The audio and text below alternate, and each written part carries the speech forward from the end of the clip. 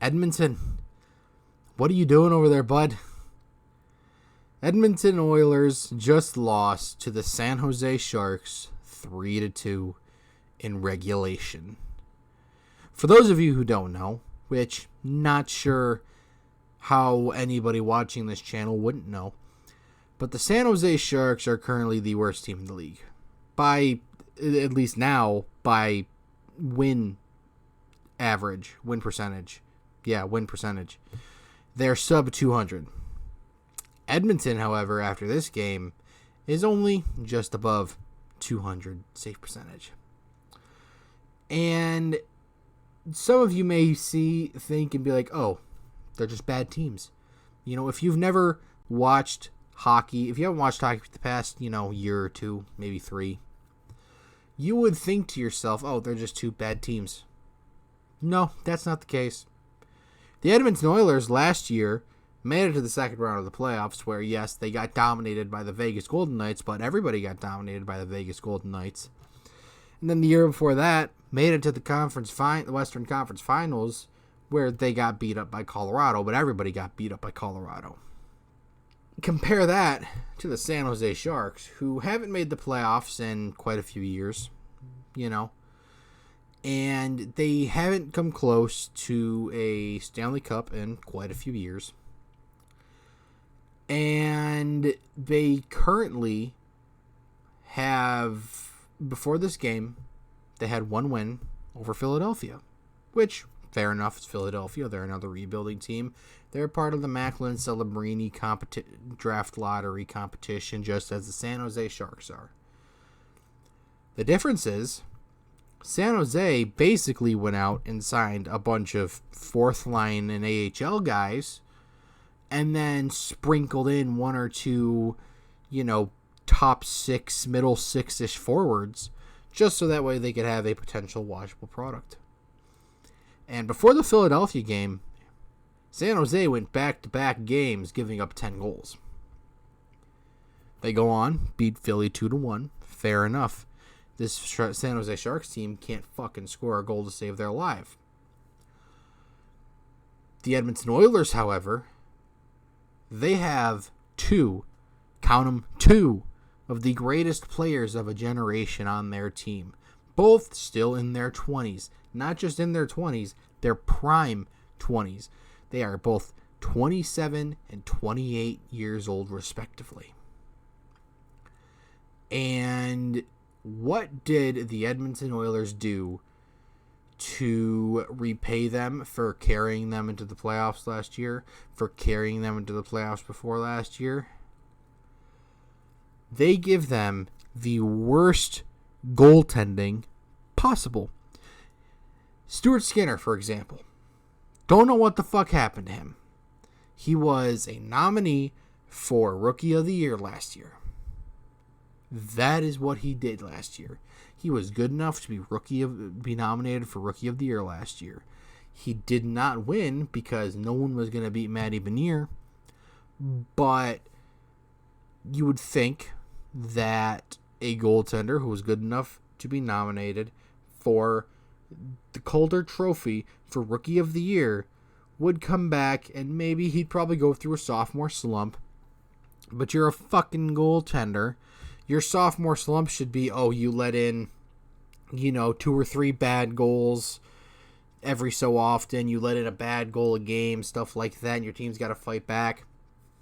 It shouldn't be you let in every fucking goal that goes towards you, that comes relatively near you. That's not what your sophomore slump should be. No. And then, it wouldn't have been so bad because they signed Jack Campbell to a $5 million 5-year deal. I think it was like a $5 million 5-year deal, $5.5 million 5-year deal. It was $5 million for 5 years at the minimum. And he got waived because he's doing the same thing Skinner is, which is jack shit. Granted, Skinner has the worst numbers between the two. So I'm pretty sure the only reason they didn't waive Stuart Skinner is because he 100% would have been claimed off waivers. That's just something that would have happened between his cap hit, which I think is still his entry-level contract, so like $850,000, something like that, and the fact that he's a young goaltender who was nominated for not just a good goal. He just wasn't just a good goaltender. He was a good enough rookie goaltender to be nominated for the Calder Trophy and Rookie of the Year. So he would have gotten claimed. Nobody's going to take on that Jack Campbell hit, especially with the way he's been fucking performing. He got his ass lit up again in the AHL. He let in 4 goals in 20 games. So that's a problem. But regardless, with the amount of talent the Edmonton Oilers have on this team, they should not be losing to the San Jose Sharks. Not 3-2, not 1-0. They shouldn't be losing to the San Jose Sharks at all, especially not in fucking regulation. But holy shit. McDavid, Draisaitl, Nugent Hopkins, fucking Evander Kane, fucking what the fuck is his name on Darnell Nurse? What the fuck are you guys doing? Granted, Nurse and Nugent Hopkins, they both scored the 2 goals. They scored the 2 goals in this game. That can't be mad at that too much. But fucking what is going on? Like, McDavid isn't even in the top 15 for points right now, I don't think. He's being outmatched and outplayed by, I think, what was it, Thomas Hertl that pickpocketed him and then went on a breakaway to almost score. I'm surprised Stuart Skinner didn't let that in. But I don't know what to say, Edmonton. I can't help but feel bad for your fans because you hyped them up so much. McDavid had a 160-point season. Draisaitl had a 120-point season. Nugent Hopkins had a 105-point season. You had 3 100-point players on your team last year. Lost in the second round of the playoffs. Granted, it was to the Stanley Cup, Stanley Cup champions that year, and Vegas was just bulldozing everybody, and they still are bulldozing everybody. But regardless, you hyped them up with 2 of the most talented and biggest generational talent players in the league, and you've won 2 games to show for it. How? And I know McDavid's not playing 100%. That's obvious. But the problem is he can't go on IR or anything because Ken Holland,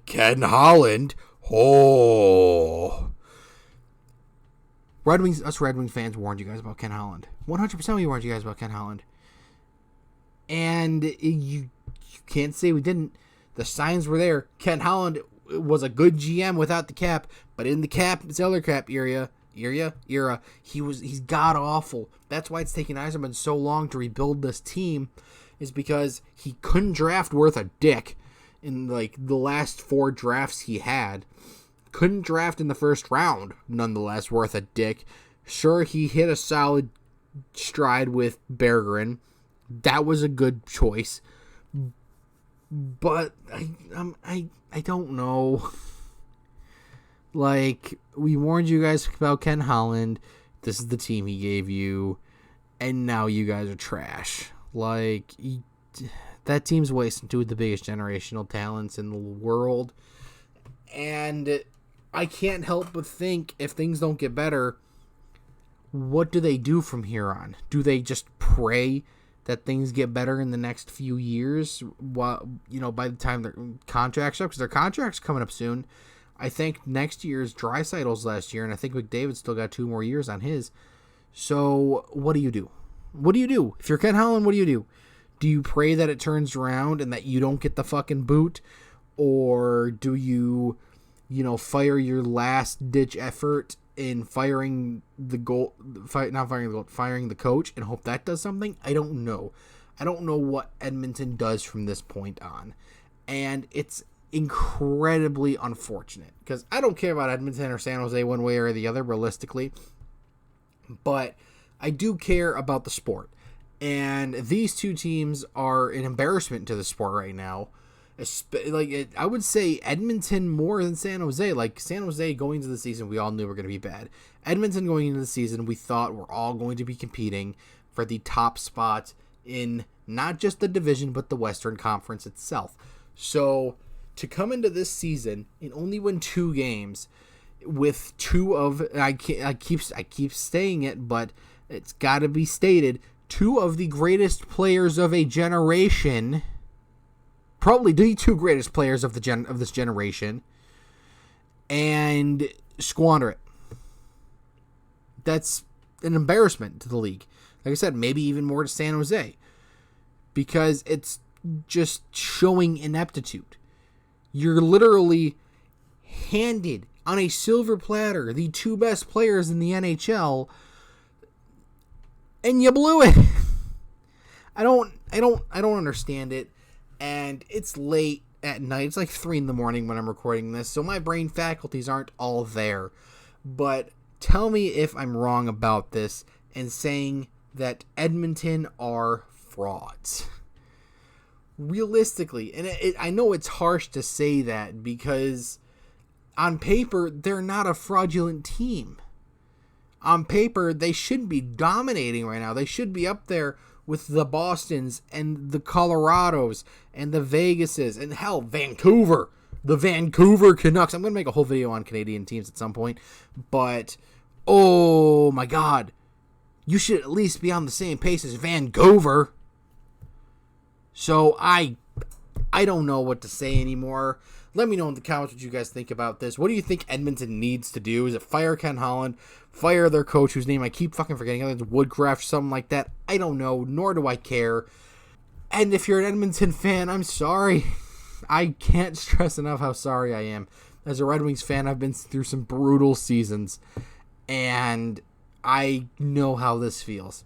So, congrats to the Sharks for getting their second win. Thank you guys so much for watching. My name is, as always, the Mex Canadian, and I will talk to you guys later. Adios.